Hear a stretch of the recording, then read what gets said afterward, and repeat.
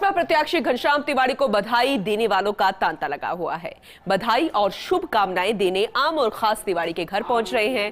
First India ने घनश्याम तिवारी से खास बातचीत की।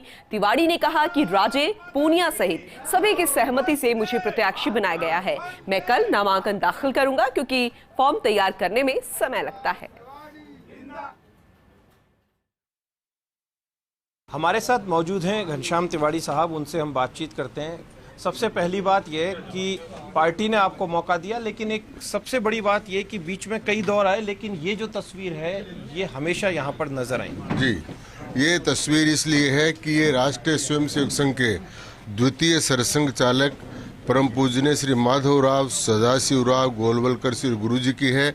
मैं बचपन से संघ का स्वयंसेवक हूँ और मैं जब संघ की शाखा में जाने लगा तो प्रमुख रूप से इनके यही सरसंघ चालक थे। इनके बौद्धिक सुने, इनसे मैंने प्रेरणा ली और इनके हमेशा मेरे प्रेरणा पुरुष के रूप में इनकी तस्वीर हमेशा लगी रहती। आप पिछले दिनों लगातार एक्टिव थे, पार्टी के विभिन्न कार्यक्रमों में भी जाते थे, बहुत सक्रिय रहे आप। अब ये सक्रियता और कितनी जारी और कितनी अधिक बढ़ेगी, क्योंकि अब आपके ऊपर बोझ जो है, जिम्मेदारी जो है वो और ज़्यादा दे दी गई है, राज्यसभा के सदस्य बनने वाले हैं।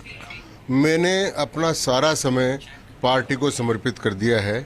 जितना भी, न मेरा कोई पारिवारिक जिम्मेदारी है न मेरी कोई सामाजिक जिम्मेदारी इसमें शेष है। सारा समय मैंने पार्टी को समर्पित कर दिया है।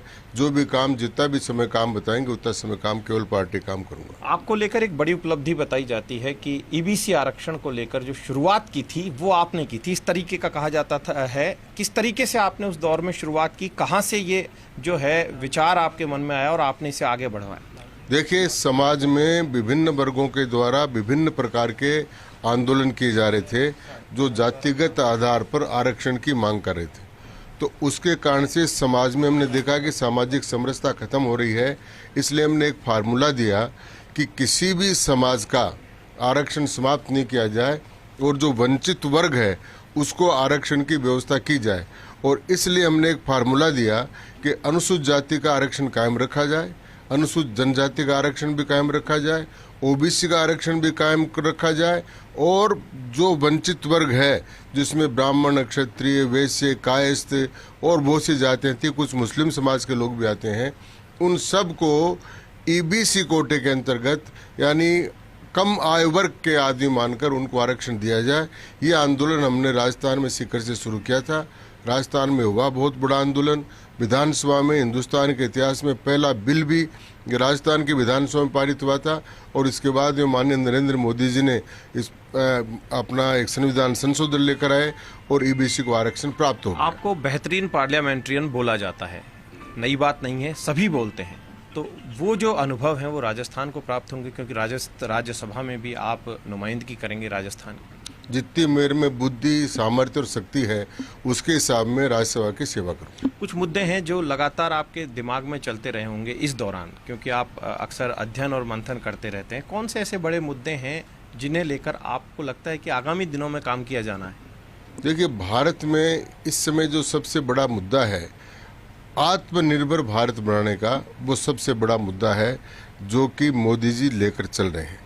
दूसरा सबसे बड़ा काम उन्होंने अंत्योदय के अंतर्गत जो समाज के बहुत कमज़ोर तबके के लोग हैं उनके साथ जिस प्रकार से व्यवहार कर कर आर्थिक रूप से समान रूप से लाने की कोशिश की है और भारत को वैश्विक स्थान बनाने का जो काम किया है, शक्ति संपन्न आत्मनिर्भर भारत बनाने का, उसमें जितना योगदान हो सकेगा उतना योगदान करने का प्रयत्न करें। एक आखिरी सवाल और, वसुंधरा जी और आपको लेकर कई तरीके के सवाल जवाब चलते रहे थे, कई आरोप प्रत्यारोप का दौर चला। अभी जो है वर्तमान में आप क्या कहेंगे?